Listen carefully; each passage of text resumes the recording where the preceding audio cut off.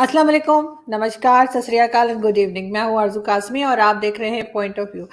हमें जी समीत पीर साहब ने जॉइन किया है, सब जानते हैं समीत पीर जी को। और आज बहुत थके हुए क्योंकि सुबह से इलेक्शंस की वजह से शोज कर करके बिल्कुल लेकिन ये फिर भी आपने हमें जॉइन किया। Thank you so much sir, क्या जा पाए। Thanks for the invitation ma'am. हाँ, आज थोड़ा हेक्टिक रहा। आज तो सुबह 7 बजे शुरू हो गया था पहला शो, लास्ट मैंने 7:30 हम्म, खत्म हो, तो मतलब 12.5 घंटे हिंदी, इंग्लिश, ये हम्म, डिजिटल ये सब चलता रहा। बट ठीक है, आपके शो पे आना अच्छा लगता, तो मैंने हम्म। आपसे बोला, मैं कहा ज़रूर नहीं, आएँगे, ऐसे क्या बात। Thank you so much sir, so kind of you. तो सर आज हम बात करना चाहेंगे, हमारे डीजीआईएसपीआर ने एक प्रेस कॉन्फ्रेंस भी की है और उससे पहले भी ये बात चल रही थी कि कोई ऑब्जेक्ट कहा जा रहा है जिसको आइडेंटिफाई नहीं किया गया है अभी तक। और वो हमारी साइड पे मियाँ चुन्नू जो इलाका है पंजाब का, वहां पे देखा गया है और कहा ये जा रहा है कि इंडियन साइड से है। तो क्या ये आपके ख्याल से क्या हो सकता है, क्योंकि कुछ दिन पहले एक सबमरीन की भी बात हो रही थी और शेख रशीद साहब कह रहे थे अगली बार हम नहीं छोड़ेंगे, अगली बार मिले तो हम मारेंगे भी। तो मतलब सबरीन को मारेंगे, किसको मारेंगे वो उन्होंने क्लियर नहीं किया, लेकिन फिर भी इस किस्म की चीजें क्यों हो रही हैं? क्या इत्तेफाक है, गलती से हो गया? आपके ख्याल से ये सब क्या है? देखिए, पहले तो बात करेंगे शेख रशीद साहब की। अब शेख रशीद साहब तो कुछ भी कह सकते हैं। हमारे यहाँ भी कुछ ऐसे पॉलिटिशियन हैं जो कुछ भी कह सकते हैं। तो ये जो कुछ भी कह सकते वाले पॉलिटिशियन हैं, इनकी बात को दिल से नहीं लेना चाहिए। वो अब पहली बात तो ये, अगर सबमरीन वहाँ आई थी तो आप कर क्या रहे थे? तो हम्म, जब वो सबमरीन निकल गई, फिर कह रहे अच्छा अगली बार आएँगे तुम्हें देख लेंगे। तो मुझे तो अपने हम्म, स्कूल के दिन याद आ रहे हैं, अगली बार मारेगा ना मुझे, मैं तुझे देख लूँगा। या तो चल तू मार इसको, मैं तेरे पीछे खड़ा हूँ, मार तू इसको, मैं तेरे पीछे खड़ा हूँ।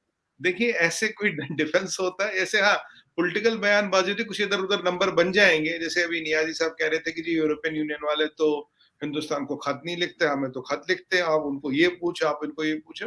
ये मिलिट्री-विलिट्री के मसले मिलिट्री-विलिट्री स्टाइल से हैंडल होते हैं। हम्म, इनका बयानबाज़ी वगैरह करके तो आप टीआर भी उठा रहे हो। मिलिट्री का मसला हम्म, टीआरपी से हल नहीं होता, मिलिट्री का मसला मिलिट्री वाले टैक्टिक्स से हल होता है। अगर मुझे नहीं पता सबमरीन आई थी नहीं आई थी, मुझ जैसे आदमी को तो पता भी नहीं हो सकता। अगर आई हम्म, थी तो आप कर क्या रहे थे? तो आई क्यों? अगली बार देखिए नहीं आएगी तो कहते भाई छोड़ देंगे, नहीं ये कर देंगे, तो खैर चलिए ठीक है। अभी जो आज की बात है, आज भी मैंने थोड़ा हल्का-सा देखा। देखिए इसके ये जो जो अभी कॉन्फ्रेंस हुई है, प्रेस कॉन्फ्रेंस, यहाँ अभी इसका कोई ज़िक्र नहीं है, यहाँ कोई इसकी कुछ बिल्कुल ज़िक्र तक नहीं, क्योंकि आज पूरे दिन इलेक्शन चलता रहा। तो वही 5 स्टेटों का रिज़ल्ट था, तो बहुत बड़ा एक तो यूपी आप जानते ही हैं, यूपी तो मतलब आधे हिंदुस्तान का इलेक्शन होता है। तो वो पूरा चलता रहा, तो इस बारे में कुछ है नहीं। और पर हाँ, मैंने जितना आईएसपीआर के प्रेस कॉन्फ्रेंस में देखा, उन्होंने कहा इट वाज़ नॉट आर्म्ड, कोई ये आर्म्ड नहीं था, इट्स अ प्रोजेक्टाइल। अब ये क्या था, हम्म, प्रोजेक्टाइल है क्या? अब प्रोजेक्टाइल में कुछ भी हो सकता है, it can be something which went wrong, it can be anything. And हाँ, ये कह रहे थे कि हाँ, ये सुपरसोनिक स्पीड पे जा रहा था। अब ये सुपरसोनिक था, हाइपरसोनिक था, I have no idea what it was unless and until, क्योंकि देखिए मिलिट्री चीज़ है। जब तक यहाँ से कोई कन्फर्मेशन नहीं है कि कोई ऐसी चीज़ है जिसको एनालिसिस करे। It is a hmm, hard, अगर ऐसी कोई चीज़ आई है तो क्या है, क्या नहीं है? वो कहते हैं it can be a missile, फिर उन्होंने कहा it can be a missile, it can be a drone, it can be anything. जब उन्हें नहीं पता, कह रहे हम भी इसका फोरेंसिक कर रहे हैं। मतलब even they have not concluded कि ये चीज़ है क्या और आई कैसे? और एक बात तो खैर उन्होंने कह ही दी कि इट इज़ अनआर्म्ड, तो मतलब इट वाज़ नॉट मेंट, अगर कुछ है भी, it was not meant to hmm, cause any harm, मतलब किसी नुकसान के इरादे से हम्म, नहीं था। कि अब ये मतलब क्या कोई टेस्टिंग हो रही थी, क्या हो रही थी, मुझे कोई आइडिया नहीं आती थी। जब तक यहाँ के गवर्नमेंट या मिलिट्री का कोई इसमें नहीं आएगा, तो अगर मतलब पाक एयरफोर्स इसको 24 घंटे में, ये उन्हें ये नहीं पता प्रोजेक्टाइल किस हम्म, तरह का और क्या था। आपके और हमारे लिए ये इस पे कमेंट करना, बताना ये एक्स था, वाई था, ज़ेड था, बहुत मुश्किल है। हाँ, बट ये ज़रूर है कि आपसे प्रॉमिस है कि अगर जैसे हमारे यहाँ से कुछ कंफर्मेशन आता है या नहीं आता है, जैसे भी आता है, then we can have a full discussion on it, मतलब इंक्लूडिंग कि ओके, हम्म। गेटिंग। नहीं, बट बिल्कुल अभी डेफिनेटली, बिकॉज हाँ, मुझे लगा कि कल से ये बता रहे हैं कि ये कल मिला है। तो मे बी मुझे लगा शायद आपके यहाँ भी ये न्यूज़ गई हो और आप लोगों ने भी इसको चेक किया हो, नहीं लेकिन एनी जी। ये खबर है ही नहीं यहाँ पे। इनफैक्ट अच्छा। जब आपने मुझे बताया तो तभी मैंने इसको देखा, ये खबर है ही नहीं। कल से तो यहाँ वैसे ही इलेक्शन वलेक्शन चल रहा था, आज तो सुबह हम्म, से वही चल रहा था। बट हाँ, अगर इसमें कुछ आता है, तो hmm, definitely we will talk on it. But अभी आपके और मेरे लिए इसका अंदाज़ा लगाना ये है क्या, हम्म, है भी नहीं है, क्योंकि हुँ, एक इसमें पॉइंट था कि वो कह रहे थे उनके भी 24 घंटे कह रहे हैं इसको आए हुए हो गए। हुँ, हुँ, करीब 24 घंटे में उन्हें ये नहीं पता लगा, वो अब इसको प्रोजेक्टाइल कह रहे हैं, they are not giving it a name. हुँ, कि हुँ, भाई प्रोजेक्टाइल 15 तरह के होते हैं, एक्स है, वाई है, जेड है, अब हुँ, उन्हें समझ नहीं आ रहा, हुँ, वो नहीं बता पा रहे। आप और हम कैसे इस पे अभी हुँ, इस तरह पे कमेंट करें। ठीक। बाकी एक चीज़ तो बिल्कुल क्लियर है, इट वाज़ अनार्म्ड, जो कुछ भी था ये, हुँ, अगर यहाँ से भी गया, तो इसका कोई हार्म या हर्टिंग का कोई इंटेंशन नहीं हुँ। था। जी। ठीक। नहीं, जैसे इसकी और डिटेल्स आएँगी तो डेफ़िनेटली हम आपसे पूछेंगे और आपसे समझने की कोशिश करेंगे। अब हम चलते हैं अपने मेन जो हमारा टॉपिक है उस तरफ, और जैसे वो भी आपसे बात हुई थी, और एक कहा जा रहा है कि इंडिया जो है वो यूक्रेन की मदद करेगा, और इस तरह से कुछ आपके यहाँ से जो है वो आर्मी के लोग या फौजी जो है वो भेजे जाएँगे। ये कहाँ तक ये बात सही है और आपको लगता है कि ऐसा करना चाहिए? देखिए आरज़ू जी, पहले तो मैं आपको बता दूँ, इसमें 2-3 एस्पेक्ट्स हैं, बहुत क्लियर। इंडियन गवर्नमेंट कोई यूक्रेन की मदद नहीं करता है। इंडिया अपनी फ़ौज दुनिया में कहीं लड़ने के लिए ना भेजी है, ना भेजेगा, ये बहुत क्लियर है। हुँ, अब जो एक हवा बनाई गई, देखिए हमारे यहाँ क्या है ना, कई सारे मीडिया के अदारे हैं। अब आज मीडिया में आप खुद हैं, आप तो जानती हैं, कहते हैं एज़ पर सोर्सेज़, हुँ, एज़ पर डिप्लोमैटिक सोर्सेज़, और एक बहुत हुँ, ज़बरदस्त अंग्रेज़ी का वर्ड है एलिजेडली। हुँ, तो मैं कुछ भी बोल दूँ फिर लगा लो एलिजेडली, और सोर्स हुँ, और एलिजेडली के बीच में ज़मीन को चाँद बना दो और चाँद को ज़मीन बना दो। आगे एक लगाना है, हुँ, पीछे एक लगाना है। वो वही वाली बात है, वो कहते हैं ना कि भगवान झूठ ना बोला, और आप क्या कहते हैं इंशाल्लाह, वही वाली बात हो जाएगी, तो बीच में कुछ भी लिख दो, हुँ, बाकी चलता है। अब ये जो कहावत हुई है कि बोले भाई 500 लोग हैं, ये है, वो है, तो इंडियन गवर्नमेंट ना किसी की हेल्प करती है, ना भेज रही है, ना कर सकती है। दूसरी बात, अगर इंडियन कोई सिटीजन किसी के लिए लड़ने जाना चाहे, as per Indian law we can not allow that. No Indian citizen is allowed to go and fight in any other country, because that will be disturbing the mutual relations, और जो वहां का एक हमारा उनके साथ रिलेशन वो disturb होगा। यहाँ से किसी को वीजा जाने का नहीं मिलेगा। हाँ, एक लड़का है श्रीनिवासन करके, शायद मुझे नाम अच्छी तरह से याद नहीं है, वो यूक्रेन में ही था, उसने वो उनका कुछ ग्रुप वुप ज्वाइन किया। एक लड़का है जो वहां पे है, जिसका कंफर्मेशन गवर्नमेंट ने दे भी दिया। बाद में ये सुनने में आया कि भाई कुछ 2 लोगों ने नेवी के वेटरन्स थे, उन्होंने कुछ एप्लीकेशन वगैरह दी है, पर यूक्रेन ने उसको कुछ नहीं कहा, और इंडियन गवर्नमेंट उनको अलाउ करेगी ही नहीं। अगर और फिर कुछ अनुमान लगा कि कोई 500-100 लोग हैं जो जा सकते हैं, पर हुँ, एप्लीकेशन कितनों की है, ये 2 नेवल अफसर्स की है, और जो लड़का एक है वो यूक्रेन में ही था, वहीं से गया। तो यहाँ से कोई गया नहीं, पहली बात, यहाँ से जा सकता नहीं, हम अलाउ करते नहीं, हमारे गवर्नमेंट का रूल है नहीं, हमारे लिए इल्लीगल है। तो ये अब वही वाली बात है कि किसी ने भाई बता रहे 500 जा सकते हैं। अब आप ये पूछेंगे कि वो एक एक लड़का क्यों गया? अब कोई लड़का देखिए पैराग्लाइडिंग करता है, वो भी खतरनाक है, कोई लड़का हुँ, राफ्टिंग करता है, वो भी खतरनाक है। आप और हम कितनी बार फॉर्म साइन करते हैं कि भाई अगर हमें कुछ हो गया हम ज़िम्मेदार नहीं है। हुँ, तो उसका एडवेंचर है, उसका क्या, बट वो लड़का भी यहाँ से आरज़ू जी नहीं गया, वो यूक्रेन में था, उसने वहाँ जॉइन कर लिया। बाकी इंडियन गवर्नमेंट से, इंडियन सिविलियन से, इंडियन पब्लिक से कोई नहीं जा रहा, कोई आर्मी वाला, कोई नेवी वाला नहीं जा रहा। 2 एप्लीकेशनें ज़रूर आई थी। कई बार क्या होता है ना कि कई बार आप ये चीज़ें इसलिए भी करते हैं, थोड़े पॉपुलर हो जाए, थोड़ा नाम-वाम आ जाए। आप और हम डिबेट तो कर ही रहे हैं ना, तो कोई तरह यार चलो कुछ नहीं हुआ तो मशहूरी तो होगी। आप जानते हो आजकल negative PR is much more powerful than positive PR. हमारे यहाँ तो आरज़ू जी एक बात बताऊँ मैं आपको, हमारे यहाँ पीआर इतना मजबूत है, या फ़िल्म स्टार के बच्चे के कितने बार डायपर बदले, वो भी पीआर में चलता है। हाँ, हाँ, मैं सच कह रहा हूँ, ये भी एक खबर है कि भाई किसका गर्लफ्रेंड का किसकी बॉयफ्रेंड के साथ पहले अफ़ेयर था, ये भी खबर है। किसने गाड़ी खरीदी, ये भी अफ़ेयर है। और यहाँ तो इतना, यहाँ ये तो ये भी चलता है कि उसने उसको ये बोल दिया, ये भी खबर है। आजकल तो मुझे लगता है कि कुछ एज़ वीडियो आता है, एज़ इट इज़ देते हैं, पीआर छप जाता है। क्योंकि आपको मैं एक बहुत मज़े की बात बोलूँ कि जो कुछ ऐसे लोग पीआर में हैं, कुछ ऐसे लोग सुर्खियों में हैं बॉलीवुड में, जिनका बॉलीवुड से कुछ लेना-देना ही नहीं है। पर पीआर है, चलता है, कुछ नहीं तो कंट्रोवर्सी सही। खड़े कर दीजिए, किसी हुँ, को गाली दे लेकिन दीजिए, 100% आपको कवर करेंगे। लेकिन फिर भी सुमित जी, आप किस तरह से देखते हैं कि यूक्रेन और रशिया के बीच में जो प्रॉब्लम्स चल रही हैं, और जिस तरह से अटैक्स चल रहे हैं, और रशिया पीछे हटने को तैयार नहीं। आपके ख्याल से क्या होगा आगे, और क्या दूसरी कंट्रीज़ जो हैं वो बीच में आएँगी इनकी सुलह करवाने के लिए या बात कराने के लिए कि सब कुछ नहीं होना चाहिए, इसलिए कि बहरहाल कहीं पर भी जंग हो, कहीं पे भी वॉर हो, नुकसान तो होता है और आम आदमी का ही नुकसान होता है। तो एक बड़ा वो जो कहा जाता है से नो टू वॉर, तो वो लेकर आपके ख्याल से कि कौन सी कंट्रीज ऐसी हैं जो आगे बढ़ सकती हैं और इनको समझा सकती हैं, इनको रोक सकती हैं? देखिए आरज़ू जी, आपने बहुत अच्छा सवाल पूछा और इसपे काफ़ी मेरे वीडियो डिबेट, मतलब पीछे अगर आप 10 दिन देखें तो यही सब चल रहा था। हुँ, पूरे टाइम यही चल रहा था। हुँ, मैं इसको शॉर्ट में बताऊँगा क्योंकि टाइम हमारे पास लिमिटेड है। देखिए, ये जो लड़ाई थी, ये जब यूएसएसआर टूटा था, तब एक गारंटी दी गई थी रशिया को कि यहाँ नेटो नहीं आएगा। एक आर्कटिक सर्कल ऑफ इन्फ्लुएंस है, या जिसे कहते हैं behind the iron curtain. Putin का ये मानना, ये मेरा एरिया, 90% दुनिया तुम्हारी, 10% मेरी, यहाँ नेटो नहीं आएगा। तब से 5 बार नेटो का एक्सपेंशन हुआ। जब नेटो का एक्सपेंशन हुआ, रशिया ने अपना आर्सेनल बढ़ाता गया, बढ़ाता गया। रशिया के दिमाग में आरज़ू जी ये बहुत क्लियर है, मेरी औकात और वर्चस्व तब तक है जब तक मैं मिलिट्री सुपर पावर हूँ। अगर मैं मिलिट्री सुपर पावर नहीं हूँ, स्टोरी ओवर। अब वेस्ट का क्या कहना, अगर आप वर्ल्ड वॉर सेकंड में जाएँ तो 23 मिलियन रशियन मरे थे वर्ल्ड वॉर सेकंड में, जो हाईएस्ट थे, और पोलैंड का काफ़ी लेना-देना था उसमें। ये वेस्ट और रशिया की लड़ाई तो कोल्ड वॉर चली, और एक आपने और हमने पढ़ा था Cuban missile crisis. Cuban missile crisis एक बिल्कुल यही काइंड ऑफ सिचुएशन थी, पर जो केनेडी थे तब, उन्होंने काफ़ी समझ-बूझ दिखाई और उन्होंने उसको अवॉइड कर लिया। He didn't let Cuban missiles crisis become a fiasco.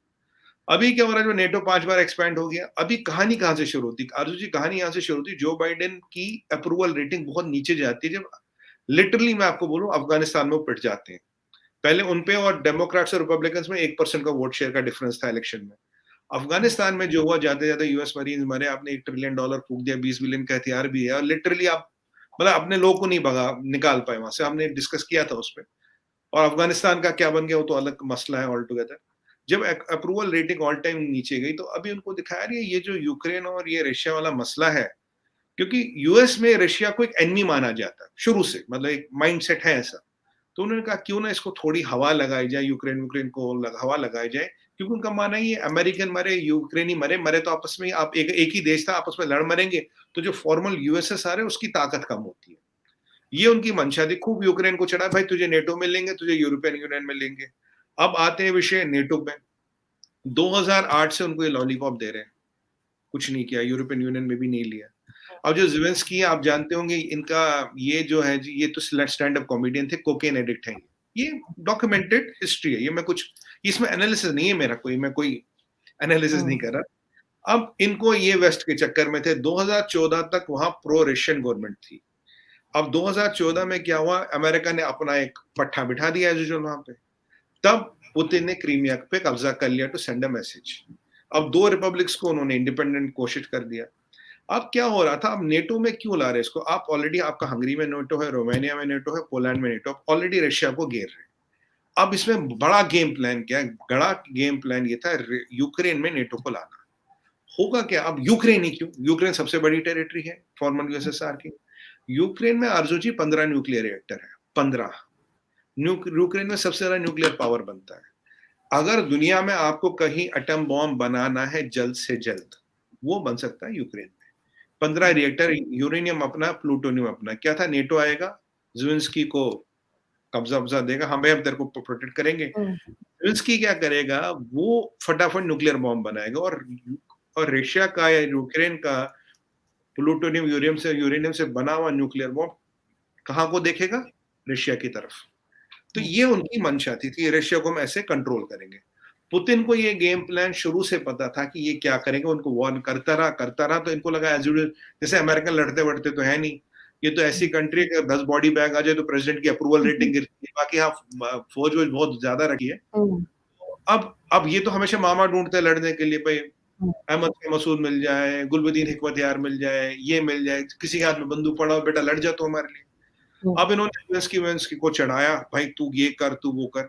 अब जब ये लड़ाई शुरू हुई, सीआईए को, मोसाड को, और सबको पता था ये लड़ाई होगी, पुतिन हमला करेगा। पर उन्हें लगा यहाँ मरे, वहाँ मरे, क्या फ़र्क पड़ रहा है? हमारे यहाँ तो कुछ आएगा नहीं। गेम कहाँ से बदला? अब ज़ेलेंस्की को जब लगा रशिया आ गया, मैं जीत तो पाऊँगा नहीं। 1:10 पावर में फ़र्क है, जीत तो पाएगा नहीं। उसने क्या कर दिया, जो कुछ तालिबान के स्टाइल में, जो कुछ लोग जेलों में थे, टेररिस्ट, ड्रग माफिया वाले, फ्लश ट्रेड वाले, रशियन माफिया वाले, उन सबको रिलीज़ कर दिया, उनके हाथ में बंदूकें पकड़ा दी। फिर एक अज़ूर रेजिमेंट है आरज़ू जी वहाँ पे, अज़ूर रेजिमेंट है नियो नाज़ीज़, उनको यूक्रेन की आर्मी में लाया गया था, उनको खुली छूट दे दी। फिर हंगरी और पोलैंड से कुछ लोग बुलाए, मर्सनरीज़ बुलाए, और एक ये जो जिसकी हम बात कर रहे थे, वो हुँ, लिबरेशन कुछ आर्मी करके कुछ खोल दिया, जो हुँ, भी आएगा लड़ो, उनको हम वेपन देंगे। आज की डेट की विडंबना ये है 60-70 हज़ार लोगों के पास वेपन है। मैं उनको बोलूँगा यूक्रेनी तालिबान है वो किसी के कंट्रोल में नहीं है। जो वहाँ हालत खराब हो रही उससे क्या होगा अर्बन वॉरफेयर होगा, रशिया को तो बहुत लोग मारने पड़ेंगे या उनको टाइम लगेगा। पीछे जो बाइडेन कह रहे पुतिन डिक्टेटर है, पुतिन ये है, पुतिन वो सब कुछ गाली-गलौज करनी थी, कर दी उसकी। अब वो क्या चाहते हैं इसको ना किसी तरह मैस्लोनी और हिटलर की श्रेणी में डाल दूँ। अब गेम कहाँ पलट गया? गेम पलट गया ज़ेलेंस्की को भी इतनी उम्मीद थी नहीं। इंडिया ने पहले दिन से कहा भाई लड़ाई रोको, लड़ाई रोको, लड़ाई रोको और यूएनजीए में क्या होता है, यूएनएससी में क्या होता है, पुतिन ऐसा, पुतिन वैसा, रशियन एग्रेशन पर इनमें से कोई ये नहीं कहता लड़ाई रोको, कोई नहीं कहता। हमारे भी 1000 बच्चे बचे थे, इनफैक्ट कुछ पाकिस्तानी और हमने बांग्लादेशी बच्चे भी निकाले हैं।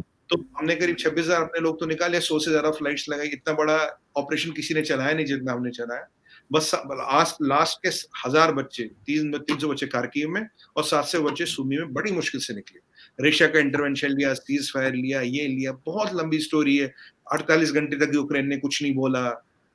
अब हुआ क्या, अब ये जो फियास्को हुआ, इस आपने देखा होगा पीछे एक न्यूक्लियर पावर प्लांट में आग लग जाती है। जब ये आग लग गई ना अर्जुन जी, गेम बदल गया, टोटल गेम पलट गया। कैसे पलटा? अब लोग का मीडिया का माने तो ज़ेलेंस्की तो पोलैंड की, और पोलैंड नेटो का अलाई है। वो न्यूक्लियर बंकर में बैठा है, वहां से अपना वीडियो बनाता, तकरीर करता, कहता चलो बेटा लड़ो, हम तुम्हारे साथ हैं। अब जब उसमें ये धमाका होता है, सबको पता है यूक्रेन में, देखिए जो न्यूक्लियर रिएक्टर होता है उसमें एक फ्यूल डिपो होता है और एक ये डंप होता है जहाँ वेस्ट डाला जाता है। तो 30 से 45 इन्हें कहते हैं एक्टिव रेडियो एक्टिव स्पॉट्स है यूक्रेन में। मान लीजिए वो छोटे-छोटे बम रखे। और आपको याद होगा चेर्नोबिल जो हमने पढ़ा था जब हम छोटे थे, चेर्नोबिल भी यूक्रेन में ही है। तब आप चेर्नोबिल पे आपने इतना पहाड़ बना दिया, ठीक है जी? उसको कंक्रीट से ढक दिया, तब पीस टाइम था। तब लेड सूट लगा के लोग अंदर गए थे। लेड सूट का वज़न आदमी के वज़न से ज़्यादा होता है। वो आपको 20 से 40 मिनट का टाइम का विंडो देता है आरज़ू जी। पर जितने लोग वहाँ गए 90% of them have died because of cancer. Lead suit भी इनको नहीं, क्योंकि रेडियो एक्टिविटी इतनी होती है, वो पीस टाइम था। अब मान लीजिए ऐसे 15 चेर्नोबिल से ज़्यादा वहाँ पे हैं और उससे कहीं ज़्यादा रिएक्टिव है। अब गेम जैसे ये आग-वाग की घटना आई, तो तुरंत जर्मनी और फ्रांस पुतिन को फ़ोन करते हैं। तब तक वो सब चढ़ा रहे थे, तुम हम हथियार भेज देंगे। ये तो हमारा जी या हमारे इंडियन ओशन में एक जजीरा ऑस्ट्रेलिया, इतनी सी आर्मी, इतना सा जीडीपी, इतनी सी आबादी। वो कह रहा मैं भी हथियार भेजूँगा। ओ भाई तेनू क्या करना? मतलब तू हाथियों की लड़ाई में तू कहाँ घुस रहा बीच में? कह रहा मैं भी हथियार भेजूँगा। लोग देखिए लोग की टेंडेंसी हमारे बाप का क्या जाता है, लड़ो। अब हुआ क्या, जब ये हाई तो तुरंत उन्होंने फ़ोन किया पुतिन को, कह रहा भाई साहब आप इनको कंट्रोल करो। क्यों आरज़ू जी? अगर वहाँ दिक्कत होती है, यूक्रेन गया, रशिया गया, फ्रांस गया, जर्मनी गया, यूके तक पहुँचने में टाइम लगता है। तभी जो बोरिस जॉनसन बोलते हैं, ये तो हमारी लड़ाई नहीं, ये तो नेटो की लड़ाई नहीं। और तभी 2 दिन पहले जो बाइडेन बोलते हैं, we will not put foot soldiers on the ground, boots on the ground, उनकी पॉलिसी कोई ढूँढ इनफैक्ट वो कोई ढूँढ रहे होंगे, कोई मामू मिल जाए जो उनके लिए लड़े, कहेंगे ये हमारा एलाई है, ये हमारे लिए लड़ेगा, हम नहीं लड़ेंगे भाई, देखो हम एलाइज़ के थ्रू लड़ते हैं। फिर वही कल को टेररिस्ट बन जाएगा, फिर एक और एलाई को खड़े करेंगे इस टेररिस्ट को मारने के लिए। फिर बोलेंगे ये गुड तालिबान है, ये वाला बैड तालिबान है, गुड से हम दोस्ती करेंगे, बैड को तुम संभालो। ये सब चलता रहेगा, उनकी वो चलता पॉलिसी रहेगा, एग्ज़ैक्टली, जी। कुछ चलेगा। जैसे पहले तालिबान पे रशियन में फिर आपके लोग को हथियार दिए, क्लाशनिकोव है हुँ, दी। इनको बोला आप भाई इनको मारने के लिए ये ग्रुप खड़ा होगा, फिर बोला इनको पाकिस्तान आर्मी मारेगी, पाकिस्तान आर्मी को हथियार दिए, फिर बोला अब ये वाले अच्छे तालिबान हैं, इनसे हम बात करेंगे, ये वाले इनको तुम निपटाओ, ये वाले तुम्हारे तालिबान है, ये वाले हमारे तालिबान है, मतलब ये सब होगा। और Zelensky is racing against time कि वो अपने कंट्री को सीरिया बना दे, वो अपने कंट्री को अफगानिस्तान बनाए, उसको कोई फर्क नहीं पड़ता। ठीक है जी, अब ये जो रेडियो एक्टिविटी वाली बात होगी, आरज़ू जी इसने गेम पलट दी।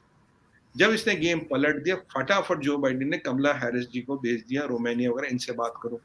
अब मेन गेम क्या है? जर्मनी के पास केवल 20 टैक्टिकल न्यूक्लियर वेपन है छोटे। फ्रांस के पास है, यूके के पास है। पुतिन ने अपना nuclear command and control structure activate कर दिया। पुतिन के पास कुछ 100 न्यूक्लियर सबमरीन्स है जो दुनिया में सबसे ज्यादा है, and they are already in attack position wherever they have to be. किसी को नहीं पता वो कहाँ है। शेख रशीद साहब को शायद पता हो, बाकी हमें किसी को नहीं पता। मैं शेख रशीद साहब को सब पता लग जाता, हाँ, और मिसेस खान को भी पता हो सकती है, वो जिन विन से पता लगा लेंगे कहाँ है। चलिए आपको बच गया, आपको दिक्कत की कोई बात नहीं। एनीवे, तो वो वहां पे वो सबमरीन्स है। क्या हुआ, जब ये सब चीजें हुई तो यूएस को लगा रहा है ये अलायंस तो टूट गया, पर एक चीज आ गई बीच में। अब पुतिन को लग रहा है यार मैं पूरा यूक्रेन ना ले लूं, पहले उसका एक लिमिटेड ऑब्जेक्टिव था, अब उसे लगा मैं पूरा, अब मैं घुस ही गया उसमें, अपने सैंक्शन भी लगा दिए, मैं तो स्विफ्ट में भी निकाल दिया, सब कर, कह रहा मैं पूरा यूक्रेन ले लूं। अगर आरजोजी पुतिन यूक्रेन लेता है, this is reemergence of USSR, first step of reemergence of former USSR. ये किसके अंडर हुआ? जो बाइडेन के अंदर। 30 साल पहले आपने बोल दिया हमने कोल्ड वॉर खत्म कर दी, यूएसएसआर के टुकड़े कर दिए, ठीक है जी, फिर वहां नेटो वेटो फिट कर दिया। अगर यूएसएसआर में यूक्रेन जुड़ता है, रशिया में, रीएमर्जेंस ऑफ यूएसएसआर जो पुतिन का सपना है, और ये किसके अंडर हुआ? जो बाइडेन के अंडर, और किनके अंडर हुआ? डेमोक्रेट्स के अंदर। बाय द वे पुतिन की इकोनॉमी 1.4 ट्रिलियन की है, आबादी 14 करोड़ और $630 बिलियन का फॉरेन एक्सचेंज रिजर्व है उसके पास, तो वो सालों चल सकता है इस पैसे पे। लेकिन इसको अब रोका कैसे जाएगा? अब ये अब हुआ क्या, ये जो रेडियो एक्टिविटी का डर आ गया, फ्रांस और जर्मनी तो अलग हट गई यूएस से, अब उन्होंने कमला हैरिस जी को भगा रहे हैं इधर उधर जाओ कि इनको रोको। अब थोड़ा मसला ठंडा पड़ रहा, कल परसों मैं देख रहा ज़ेलेंस्की कह रहा नहीं नेटो की इतनी बात नहीं है, ये नहीं, उसे लगा यार अब साथ नहीं आ रहे। अगर आप देखें इंडिया पे बहुत प्रेशर डाला गया था, रशिया का केस बोला, इंडिया ने पहले दिन से क्या बोला, मोदी जी ने पुतिन से भी बात की, क्योंकि पुतिन उनकी बात सुनते, ज़ेलेंस्की से भी बात की, बोला भाई ये लड़ाई रोको, लड़ाई रोको, तुम अफगानिस्तान बनोगे, तुम सीरिया बनोगे अगर नहीं रुकोगे। क्योंकि नाश अमेरिका आज तक आरजू जी 30 बार 33 times they intervene in last 70 years, 54 कंट्रियों में बॉम्बिंग, 54 बार बॉम्बिंग कर चुके डेमोक्रेसी के नाम पे, ठीक है।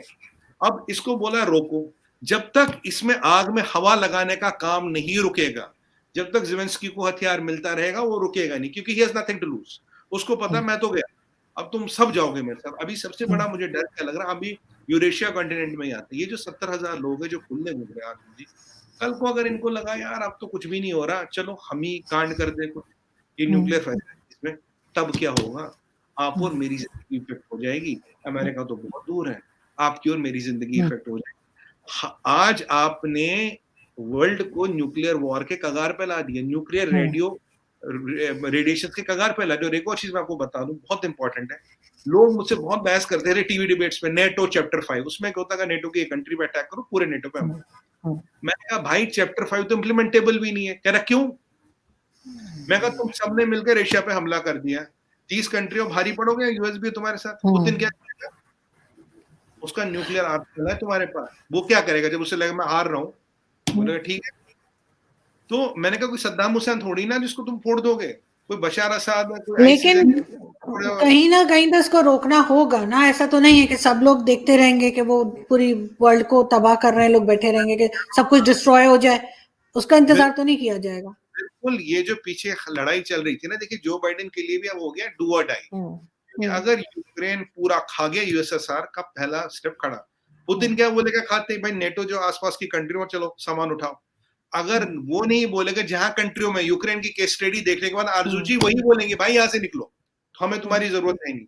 नेटो के पास ना न्यूक्लियर वेपन है, आप समझिए, ना nuclear command and control structure है। न्यूक्लियर वेपन या तो जर्मनी के पास तो छोटे मोटे हैं, फ्रांस को देना, यूके को देना, यूएस को देना, जो देगा भगवान करे कभी ना दे, अगर जो रिटेलिएशन किस पे आएगा उस पे आएगा। तो ये जो नेटो का चैप्टर 5 है ये इम्प्लीमेंटेबल नहीं है। आज आप सिंगापुर को प्रोटेक्ट कर सकते हो, आज आप ताइवान को प्रोटेक्ट कर सकते हो, आज आप जापान को प्रोटेक्ट कर सकते हो।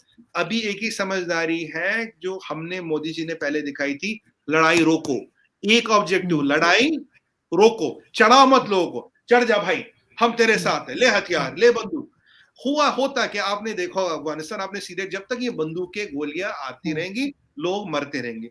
पहला क्या होना चाहिए, यूएनजी में आज क्या होना चाहिए, यूएनएससी में क्या होना चाहिए, अनकंडीशनल सीज फायर, सबसे पहले लड़ाई रोको।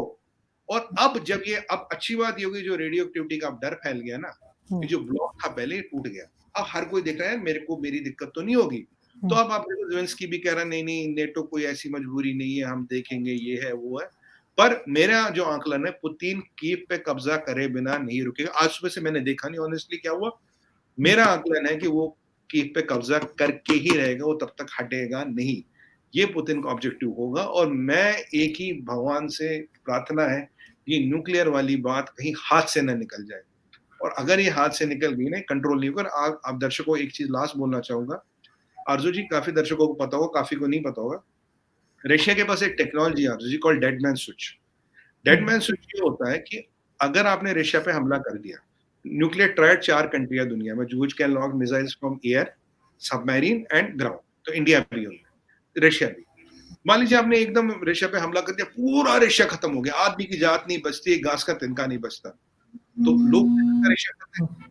पर रशिया में एक डेड मैन टेक्नोलॉजी क्या आती है, वो एक सेंसर सिस्टम है जो वाइब्रेशंस को, रेडिएशन को, काफी सारे पैरामीटर्स को स्टडी करेगा। अगर वो पैरामीटर मीट हो जाते हैं without human intervention, without any human intervention, हजारों मिसाइल साइलो छुपे रशिया में जिनमें न्यूक्लियर मिसाइल्स हैं, जिनकी destination already program, they will start releasing those missiles to wherever they are program, mostly US और यूरोप की कंट्रीज पे है। तो अगर आप रशिया को खत्म भी करोगे, dead man switch gets active, nobody has this dead man switch technology, ये रशिया के पास है। तो रशिया को हराना इम्पॉसिबल है। मुझे समझ नहीं आ रहा, आर्मी का दिमाग खराब हो गया, आर्मी में क्या जुनून भर गया है, और आप दुनिया को खत्म करके मानेंगे क्या? आप अपने वो वर्चस्व दिखाने के लिए, अपनी ये जियोपॉलिटिकल गेम्स के लिए आपने दुनिया की तबाही को ला दिया। अभी मैं चाहूंगा भगवान सबको सन्मति दे और सद्बुद्धि दे और लड़ाई रोके। एक ही तरीका आरजू जी, स्टॉप सीज फायर, और कोई तरीका नहीं, और हर एक को अपनी जगह पे रहने दीजिए। Nuclear weapons are a weapon of deterrence, not use. यूथ में तो एमएडी है, म्यूचुअली एस्योर्ड डिस्ट्रक्शन, ये डेटरेंस का वेपन है, ये कभी यूज का वेपन नहीं है। कभी ऐसी परिस्थिति आए ना दुनिया में यूज हो, क्योंकि अगर ये यूज हो गया आपकी और मेरी लाइफ भी इफेक्ट हो जाएगी। हमें ना यूक्रेन से लेना देना, हमें ना रशिया से लेना देना। तो वर्ल्ड नहीं को वो नहीं कि भाई चुप रहो यार, लड़ाई रोको, सबसे पहले लड़ाई रोको, लड़ाई रोको, लड़ाई रोको। नहीं, और आप बिल्कुल ठीक कह रहे हैं, ये लड़ाई रुकनी चाहिए और इस हद तक नहीं जाना चाहिए कि सबको नुकसान हो। और जाहिर है इसके लिए जो बाकी कंट्रीज हैं वो ही कुछ कर सकती हैं कि वो समझाएं, रशिया को समझाएं और किसी तरीके से इस चीज को खत्म करवाएं। तभी ये सब कुछ होगा, वरना जैसे आप कह रहे हैं कि वो नुकसान फिर बाकी लोगों का भी होगा, सिर्फ यूक्रेन और रशिया का नहीं होगा। मुझे एक बात बताइए, ज़ेलेंस्की को तो पहले दिन से ये पता ना वो लड़ाई नहीं जीत सकता। हम्म। ज़ेलेंस्की को ये पता, उसके सामने सीरिया, उसके सामने अफगानिस्तान, उसके सामने आपके पाकिस्तान, खैबर पख्तूनख्वा, क्लाशनकोव कल्चर उसके सामने, कितने एग्जाम्पल दुनिया में उसके सामने, वो क्या सोच के लड़ रहा है। मुझे एक बात उसकी समझ नहीं आ रही, तू अपने देश को बर्बाद करने के लिए तू ना तुला। मैं रशिया भी जा चुका हूँ, मैं की भी जा चुका, अच्छी जगह है, बहुत शरीफ लोग हैं, बहुत सुंदर जगह है। मतलब आप इसको सीरिया, अफगानिस्तान क्यों बनाना चाहते हैं? क्या किया आपके उन बेचारे लोगों ने? आप देख रहे हैं अफगानिस्तान की हालत, सीरिया की हालत देख रहे हैं। ऐसे ही होता है फिर एक दिन जब कंट्रोल से बाहर चली जाए। और अमेरिका की तो बहुत अच्छी खसूसियत है आरजू जी, कभी अपनी जमीन पे नहीं लड़ता, कभी हाँ, अपनी ये तो जमीन है, नहीं बिल्कुल। लड़ता। अमेरिका, आप सही हाँ, कह रहे हैं, तो अमेरिका हमेशा अपनी जंग किसी दूसरी जमीन पे लड़ता है, चाहे वो पाकिस्तान को इस्तेमाल करे, चाहे कोई भी अफगानिस्तान हो, को या कोई भी हो, कश्मीर। कोई फर्क नहीं पड़ता। अब मैं मुझे इनको ये समझ नहीं आती भाई, आपको ये छोटी सी चीज समझ क्यों नहीं आती आज? इसलिए मैं ना इनको कहता हूँ, ये जो ऐसे लीडर होते हैं पॉलिटिकल पप्पू होते हैं, पॉलिटिकल पप्पू। पॉलिटिशियन नहीं होता। अब कोई म्यूजिशियन है वो बन गया पॉलिटिशियन, वो फेमस है, कोई एक्टर है, कोई क्रिकेटर है, कोई कॉमेडियन है, आगे बैठ गया, लोग जानते, दो चार तकरीरें वकरीरें, मालदी बन गया। अब पॉलिटिशियन के तो आरजू जी, क्या मैं कहता हूँ, ये जो कान का बाल होता है इसमें भी पॉलिटिक्स होती है। उसे पता है कहाँ रुकना है, कहाँ जाना है। एक लक्ष्मण रेखा का हमारे कॉन्सेप्ट है, मतलब ना फाइनल लाइन, हाँ, हाँ यू जी, कैन नॉट हाँ जी। Cross that. पॉलिटिशियन वही होता है, उसे लक्ष्मण रेखा हर जगह पता है। और ये जो ऐसे पप्पू बन के आ जाते हैं ना, ये कंट्री को कहाँ ले जाए, कहाँ खड़ा कर दें, किस मोड़ पे जाके लोगों की जिंदगी खराब कर दें। मुझे एक बात बताइए, ये जो कॉमन यूक्रेनी है हमारा, भाई वो क्यों मरे? वो उसकी जिंदगी क्यों बर्बाद कर रहा है? भाई तू तो ये नेटो तेरा क्या कर लेगा? नेटो ने आज से किसको बचा लिया? और नेटो वेटो सब चलता है जहां न्यूक्लियर आर्म्ड वेपन ना हो। अब मतलब सद्दाम हुसैन हो तो नेटो चलेगा, वो बशार के अगेंस्ट चलेगा, पर जब पुतिन है, नेटो की तो औकात ही नहीं, दिख गई ना दुनिया को। मैं पहले दिन से कह रहा हूँ, लोग मेरा, अरे सुमित जी ऐसे कैसे हो जाएगा? मैंने कहा आप देख लो, कुछ नहीं करेगा नेटो, और सब एक एक करके कट लेंगे, क्योंकि पुतिन के सामने कोई लगेगा नहीं। बोला नहीं नहीं नहीं, हर कोई बहाना ढूंढ के निकल देगा। मर रहा है यूक्रेन है, रशिया, और जो अपने बैठे ना अपने मजे कर रहे थे, लड़ाने का काम करते हैं, वो लड़ाने का काम करते हैं। पर दिमाग तो हमारा है ना, हमें लड़ना या नहीं लड़ना। दुनिया तो लड़ाई बिल्कुल। की राजी थी, हमारे दिमाग को पे पत्थर पड़ गए क्या? नहीं, बिल्कुल ये चीज देखनी चाहिए और इस चीज को रुक जाना चाहिए और बिल्कुल सीज फायर हो और ये जंग जो है किसी भी हाल में रोक के, और उसके बाद आपस में जो इन्हें बातचीत करनी है वो करें, लेकिन हाँ, होता बाकी रहेगा। सबको नुकसान ना करें। बिल्कुल ऐसा ही होना चाहिए। बहुत शुक्रिया सुमित जी कि आज आपने ज्वाइन किया। Thank you so much thank आपके टाइम के लिए। बहुत यू। शुक्रिया। Thank you. और मैम ये चेरनोबिल सबको याद रखना चाहिए। चेरनोबिल कंट्रोल हुआ पीस टाइम में, 90% लोग जो वहां गए थे बेचारे मर चुके हैं। जब आपने उसको पूरे माउंटेन्स ऑफ कंक्रीट में कवर किया, अपने जहाजों को यूज किया। अभी वॉर टाइम है, अगर अभी कुछ घटना घटती, इससे पहले आप कुछ कर पाए, बहुत हुँ। देर हो जाएगी। बिल्कुल। रेडिएशन विल ऑलरेडी नहीं, व्हाट ऐसा नहीं होना चाहिए और हमें यही कोशिश करनी करना चाहिए, दुआ करनी चाहिए कि सब खैरियत रहे। बहुत बिल्कुल, शुक्रिया बिल्कुल, सर। मैं तो यही दुआ माँग रहा हूँ। Thank you.